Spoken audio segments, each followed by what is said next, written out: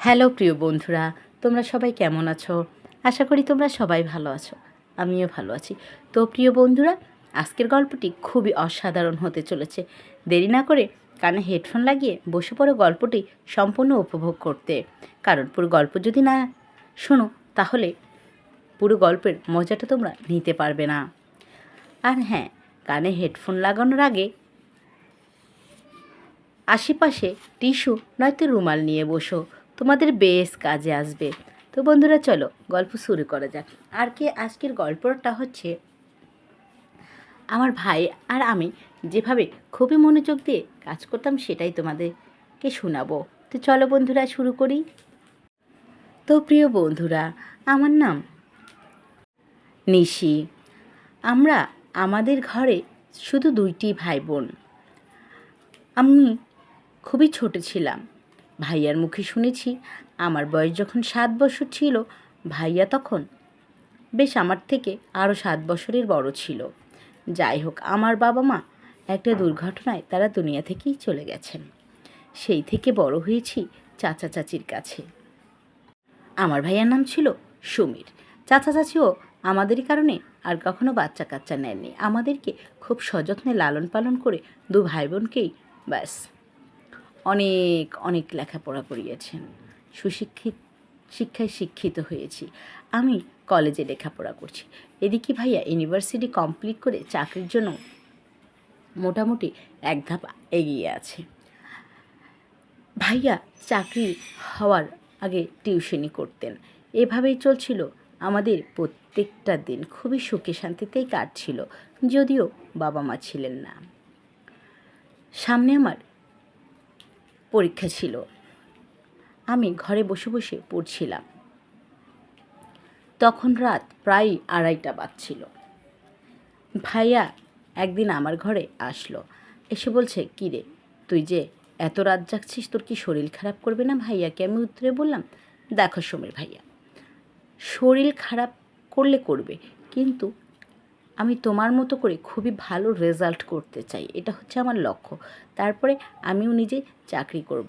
তারপরে আমরা 2 ভাই বোন মিলে অনেক অনেক অনেক টাকা উপার্জন করব আর নিজেদের পায়ে দাঁড়াবো। ঠিক আছে? বললো, হয়েছে, তোর সঙ্গে আর কথা বলে পারাই যায় না। আমি বললাম, সে তুমি যাই বলো, তুমি কেন এত রাত পর্যন্ত জেগে আছো? তুমি যাও শুয়ে পড়ো, আমি তো লেখাপড়া করছি। ভাইয়া আমাকে বলল, আচ্ছা ঠিক আছে, আমি শুতে যাচ্ছি। এই বলে ভাইয়া চলে গেল। যাওয়ার পর কিছুক্ষণ পর আমি ঘর থেকে বের হলাম। বের হয়ে আমি যাচ্ছিলাম, দেখলাম যে ভাইয়া চাচা চাচির জানালার সামনে দাঁড়িয়ে রয়েছে। আমি যে ওর গায়ে একটু হালকাভাবে ধাক্কা দিলাম। কিরে, এখানে কী করছিস তুই? ও আমার মুখটা চেপে ধরে বলল, এই চুপ, একদম কথা বলবি না। আমিও ভাইয়ার কথা মতো একদম চুপ হয়ে গেলাম। তখন ফিসফিস করে বললাম, কী করছিস এত রাতে তুই এখানে? তোকে না বললাম শুতে যেতে? বললো, আয়, তোকে একটা ইন্টারেস্টিং জিনিস দেখাবো। আমি বললাম, কি? বললো, নে জ্বালানা দিয়ে দেখ। পরে জ্বালানা দিয়ে দেখলাম চাচা আর চাচি মিলে খুব সুন্দর করে তাদের নিজের বাড়ির কাজ করছে। আমার চাচা খুব সুন্দর করে করে ওয়ালগুলো ঘষে ঘষে মেজে মেজে এপিঠ ওপিঠ চারদিক ঘুরিয়ে ঘুরিয়ে অনেক সযত্নে মেজে ঘষে পরিচ্ছন্নর কাজ কমপ্লিট করে দেওয়ালে ঝুলন্ত 2 লকেটের অনেক দারুণভাবে পরিষ্কার করছে, যেন খুবই সযত্নে। এতে করে চাচিও খুব সুন্দর করে আমার চাচার কাজ সহজ হওয়ার জন্য তাকে সাহায্য করছে। যাই হোক, তারপরে পিলুবাবুকে চাচি খুব সুন্দর করে সযত্নে একদম ঘষে ঘষে মেজে মেজে অনেক সুন্দরভাবে সযত্নে আদর দিয়ে ভালোবাসা দিয়ে পরিষ্কার করে দিল। তো তাদের পরিষ্কার এই পর্যন্ত শেষ হলো। হওয়ার পরে তারা ফাইনালি এখন ফ্লোর মোছামুছি কাজ করবেন। তো তখন দেখলাম যে অনেক সুন্দর করে ফ্লোর মোছামুছি কাজটা আমার চাচা শুরুই করে দিল। তারপরে সযত্নে ফ্লোরটাকে মুছছিল। ফ্লোরের মোছা পিলুটা খুবই মজবুত ছিল। যাই হোক প্রিয় বন্ধুরা, এভাবেই প্রায় 5-0 মিনিট ধরে আমি এই দৃশ্য দেখতে থাকি। ভাইয়া আমার অপোজিটে দাঁড়িয়ে থাকলো। ও আমাকে ফিসফিস করে বলল, আমি তো প্রায় প্রায় দেখি, তুই আজকে পুরোটা দেখ, শিখে রাখ, তোর কাজে লাগবে। আমি বললাম, আচ্ছা ঠিক আছে, তুমি যাও। তারপরে ভাইয়া আমাকে ওখানে রেখে চলে গেলেন। আর আমি এই ঘরবাড়ি পরিষ্কার করা কাজগুলো কাকা কাকির কাছ থেকে খুব সুন্দর করে শিখছিলাম। তা দেখে তো আমার চোখ একদম আটকিয়ে গেল যে তারা রাতের বেলাও এত সুন্দর করে পরিশ্রম করে ঘরবাড়ি পরিষ্কার করার কাজগুলো করে। বেশ ভালো। তো যাক, একটা সময় ফাইনালি তাদের বাড়ি পরিষ্কার করার কাজ সম্পূর্ণ হয়ে গেলেন। তারপরে তারা খুব সুন্দর করে গেলেন বাথরুমের দিকে। বাথরুমের কাজ শেষ করে ঘরের মধ্যে চলে আসলো। চাচা চাচি শুয়ে পড়লেন। আমি ওখান থেকে তো বের হয়ে গেলাম ভাইয়ার রুমে। যে ভাইয়ার আমি বেশ অনেকটা সময় ধরে গল্প করলাম। আমি ভাইয়াকে বললাম, আচ্ছা ভাইয়া, তুই কিভাবে জানতি বলতো? কতদিন হলো তুই এই কাজগুলো শিখছিস? ভাইয়া আমাকে বলল, সে অনেক বছরে 7 বছর হলো একইভাবে দেখে আসছি। আমি বললাম, তাই? খুব ভালো। ঠিক আছে, তুই থাক, আমার আর ভালো লাগছে না, আমি ঘরে গেলাম। বললো ঠিক আছে। তারপর আমি রান্নাঘরে গেলাম। আমার একটু ক্ষুধো ক্ষুধো ভাব হয়েছিল, কিছু খেতে ইচ্ছে করছিল। তার উপরে তো মনের মধ্যে অজানা ইচ্ছে হঠাৎ করেই জেগে উঠল। তো যাক, আমি দুধ গরম করে দুধের গ্লাস ঢেলে নিয়ে খাচ্ছিলাম। হঠাৎ করে আমার ভাইয়ার কথা মনে পড়লো। তো আমি ওর জন্য 1 গ্লাস ঢেলে দিলাম।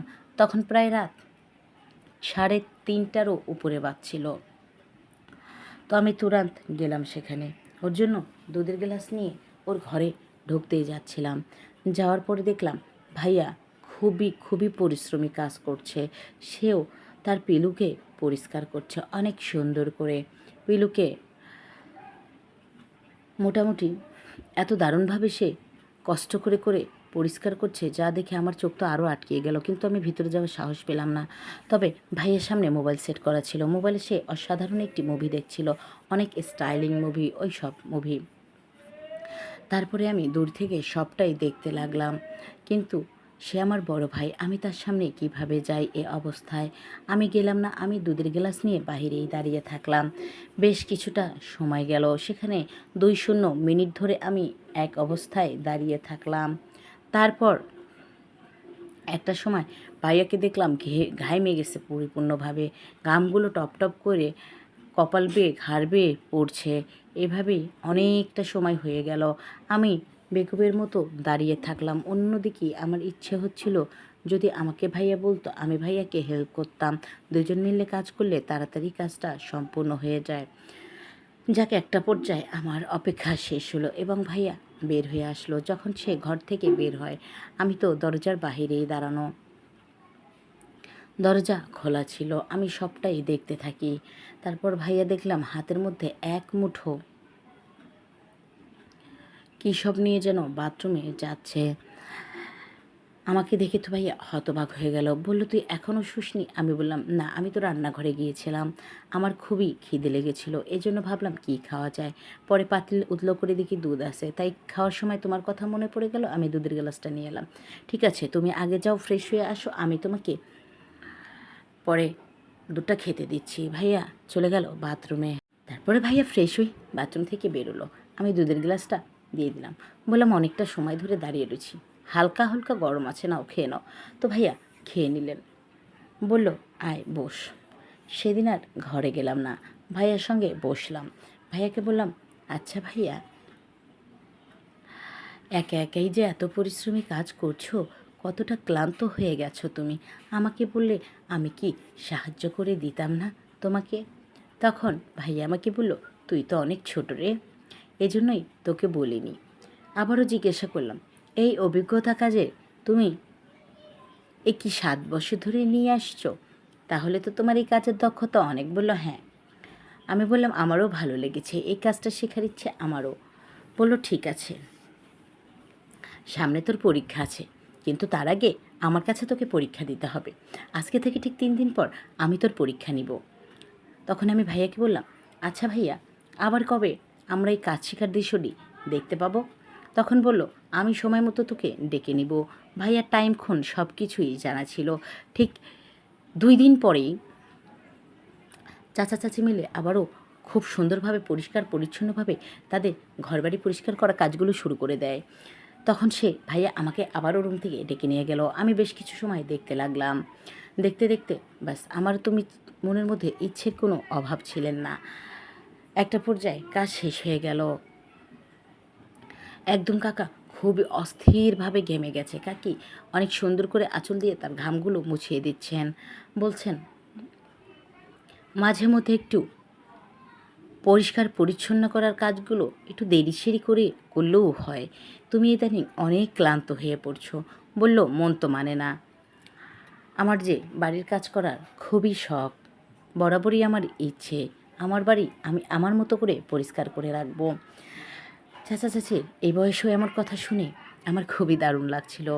তারপরে ওনারা গল্প করতে করতেই বের হবে, এমন সময় ভাইয়া আমার হাতটা ধরে টান দিয়ে আমাকে সেখান থেকে নিয়ে গেল। বললো, কী রে বোকা, ওখানে এখনও দাঁড়িয়ে আছিস কেন? মানে তার সমস্ত টাইম জানাই ছিল। আমি বললাম, আমার ওখান থেকে না আসতে একদমই ইচ্ছে করছিল না। তুই আমাকে আরও আগে বললি না কেন ভাইয়া? বলতো, তাহলে তো আমি কাজগুলো আরও ভালোভাবে শিখতে পারতাম। বললো, আজকে বল কতটা কাজ শিখেছিস? আমি বললাম, খুবই দারুণ শিখেছি।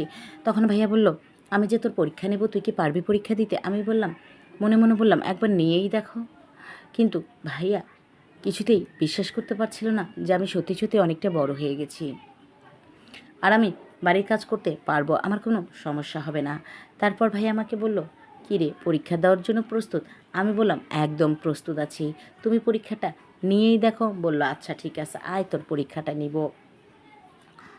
আমি বললাম, ঠিক আছে, আমি আসছি। আমি তুরান্ত ঘরে চলে গেলাম।